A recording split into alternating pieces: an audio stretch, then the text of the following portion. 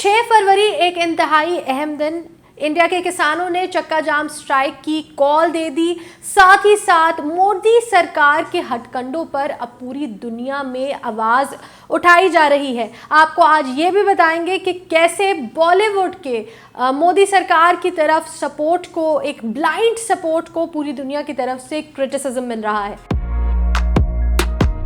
अस्सलामुअलैकुम, मैं हूँ फरजीन अमीन और आज की वीडियो में हम आपको बड़ी इंटरेस्टिंग बातें बताने जा रहे हैं कि कैसे इंडिया और इंडिया की इंडस्ट्री अपनी असली शक्ल दुनिया को दिखाती जा रही है और पूरी दुनिया की तरफ से उन पर क्रिटिसिज्म आ रहा है। साथ ही साथ ये इतना बौखला गए हैं कि अब ये हॉलीवुड के मशहूर सिंगर्स को और दुनिया के मशहूर एक्टिविस्ट्स को पाकिस्तान के एजेंट्स कहने लगे हैं और कहने लगे हैं कि इनको पाकिस्तान पैसे दे रहा है। ये कहानी बड़े मज़े की है, तो ज़रूर सुनिएगा कि इंडिया में रीसेंट डेवलपमेंट्स क्या हैं और किस हद तक इंडिया की इंडस्ट्री और ख़ुद मोदी सरकार बौखला चुकी है।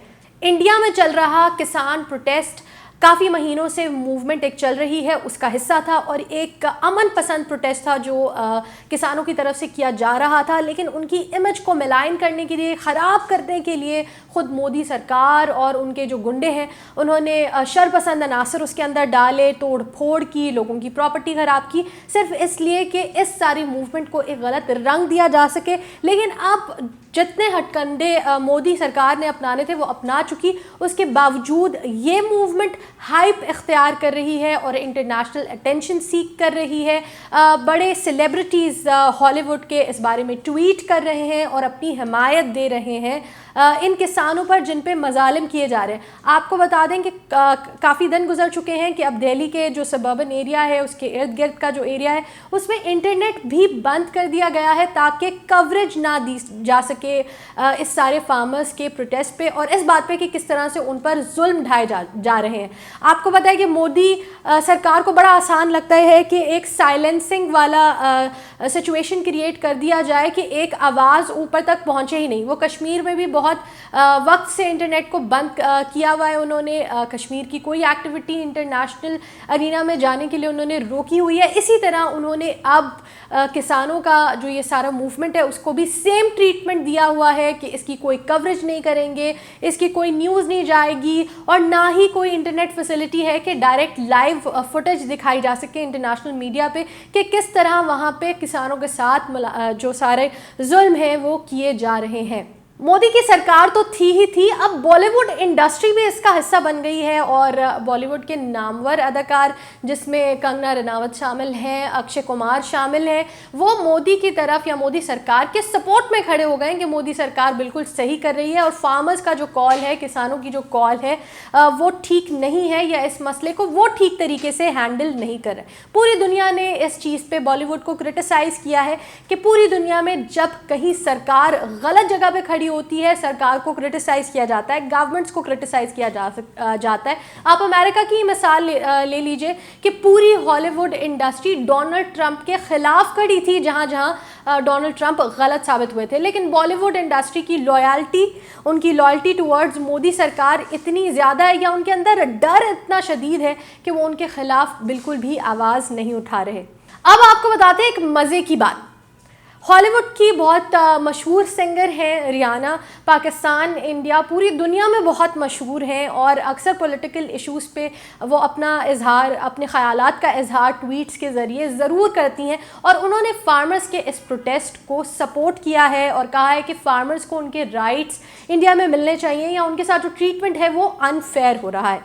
अब इंडियन मीडिया इस चीज़ को कैसे रिपोर्ट कर रहा है वो भी आपको बता देते हैं।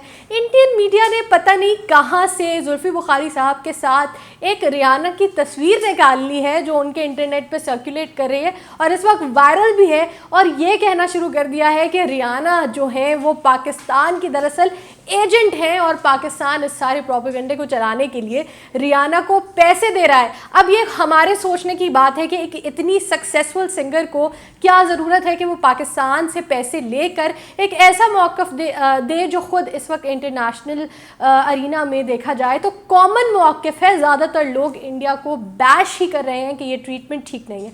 साथ ही साथ आपको ग्रेटा थनबर्ग के बारे में भी पता होगा। She is a young activist, जो पूरी दुनिया में इन्वायरमेंटल चेंजेस के बारे में बहुत ज़्यादा अपनी बहुत प्रोमिनेंट एक्टिविस्ट हैं, यूएन में भी बात कर चुकी हैं, उन्होंने भी एक ट्वीट की है और कहा है कि जो सिचुएशन इस वक्त इंडिया में बनी हुई है वो अनफॉर्चुनेट है और फार्मर्स की मूवमेंट को सपोर्ट दी है।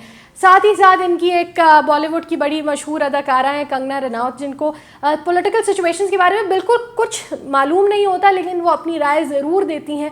उन्होंने ग्रेटा थनबर्ग को कह दिया है कि ये स्पॉइल्ड ब्रैट है, यानी बिगड़ी हुई जनरेशन, बिगड़ी औलाद है और इनको कुछ पता है नहीं, और उन पे भी ये इल्ज़ामात लगाए जा रहे हैं कि पाकिस्तान की दोनों एजेंट बन गई हैं। तो इंडिया की ओवरऑल सिचुएशन ये है कि कियोस इस वक्त इंडिया में देखा जा रहा है। दिल्ली में बहुत ज़्यादा कियोस देखा जा रहा है, एक पीसफुल प्रोटेस्ट को गलत रंग से पेश किया जा रहा है, मजालिम किए जा रहे हैं और साथ ही साथ उनको अगर बैशिंग मिल रही है पूरी दुनिया की तरफ से तो आज आके उनको पाकिस्तान याद आ गया है कि ये सारा प्रोपेगेंडा पाकिस्तान का है। आपका क्या ख्याल है कि क्या इंडियन मीडिया को, रियाना को और ग्रेटा थनबर्ग को पाकिस्तान का एजेंट कहना चाहिए था? आप ये भी बताएं हमें कि ये जो प्रोटेस्ट है फार्मर्स का, किसानों का, ये फैसला कौन रहेगा या इस पे कोई बड़ी डेवलपमेंट आपको होती हुई नज़र आ रही है? हम आपको हर बड़ी डेवलपमेंट से ज़रूर आगाह करेंगे। ग्लोबल ट्रक्स की आगे आने वाली वीडियोस ज़रूर देखें, उनमें हम आपको बताएंगे कि दुनिया में कौन सी बड़ी डेवलपमेंट्स हो रही हैं। ग्लोबल ट्रक्स को सब्सक्राइब कीजिए, हमारी वीडियो के बारे में कॉमेंट्स हमें कॉमेंट सेक्शन में ज़रूर बताएँ और इस वीडियो को ज़्यादा से ज़्यादा शेयर करें।